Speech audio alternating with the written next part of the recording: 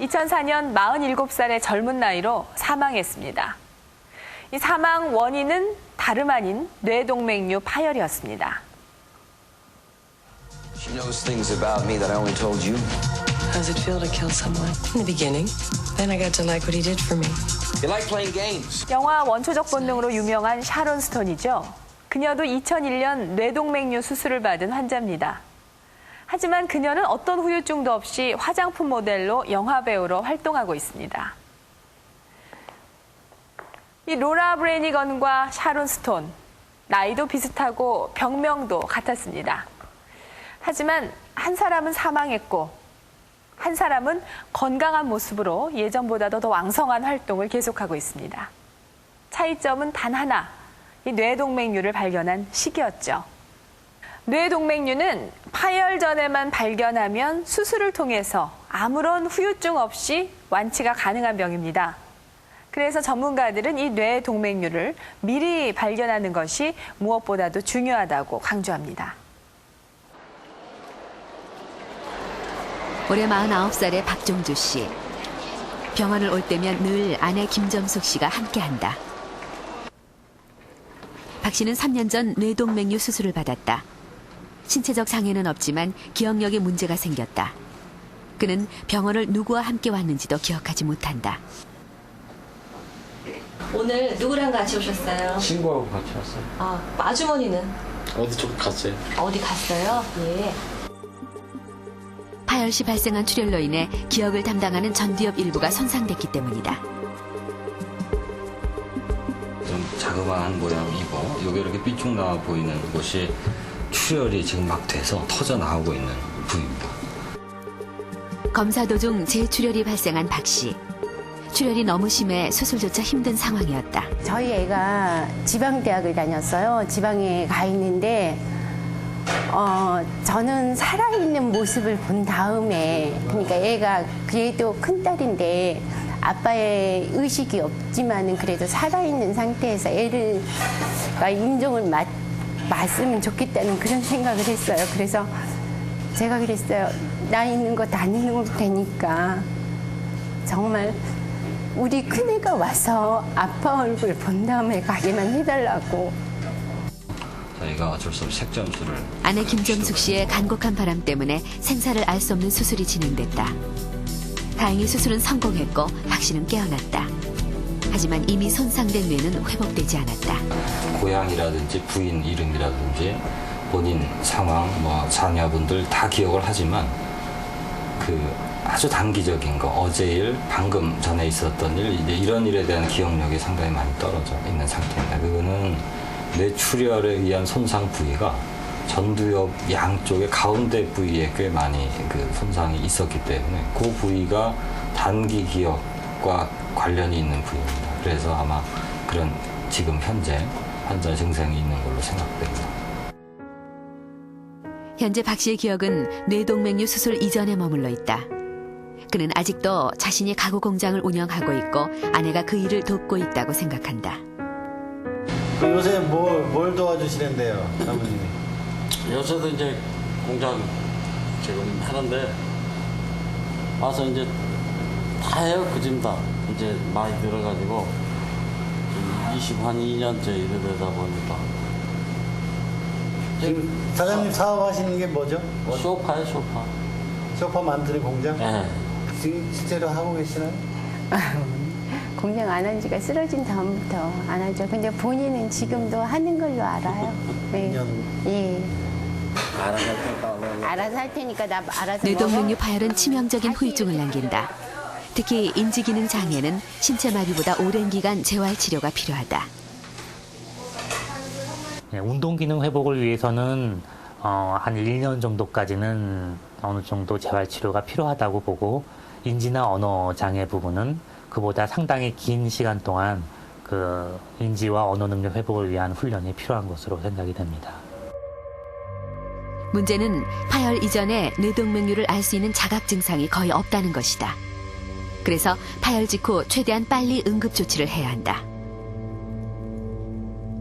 대표적인 파열의 증상은 극심한 두통이다.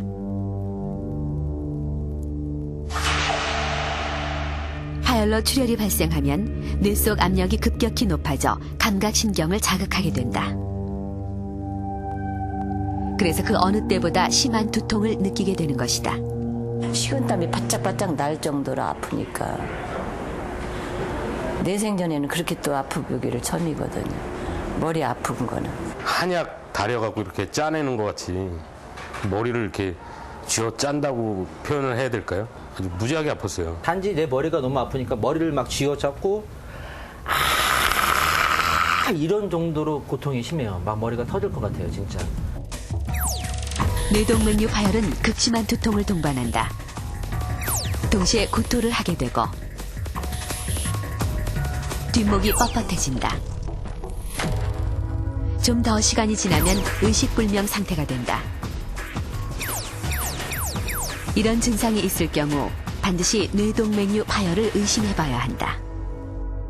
동맥류 파열에 의한 그런 두통은 일반적인 그런 진통제만 먹어가지고는 쉽게 두통이 없어지질 않아요. 그리고 계속해서 두통 약을 먹어도 그때뿐이고 계속해서 수일에 걸쳐가지고 계속 두통이 지속되면은 빨리 그런 파열성 뇌동맥류를 의심을 해야 되죠.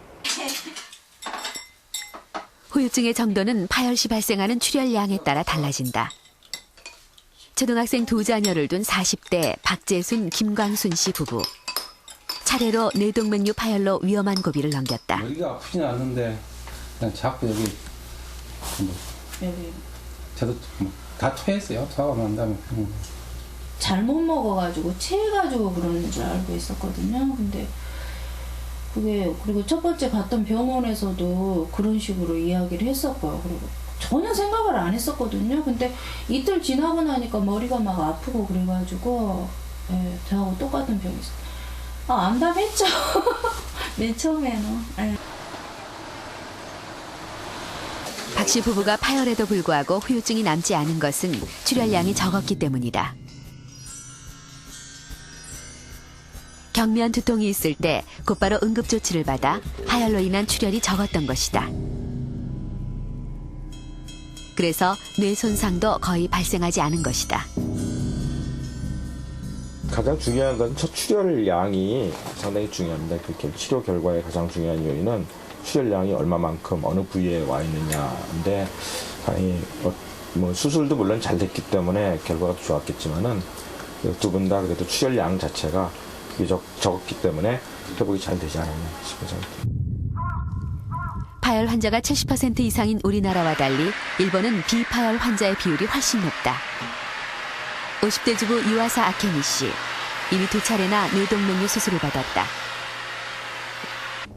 청소, 세탁, 요리, 쇼핑 모두 하고 있어요. 수술하기 전과 똑같은 생활을 하고 있죠. 그리고 건강을 위해서 걷지요. 일본은 50세 이후 뇌 정기 검진이 일반화돼 있다.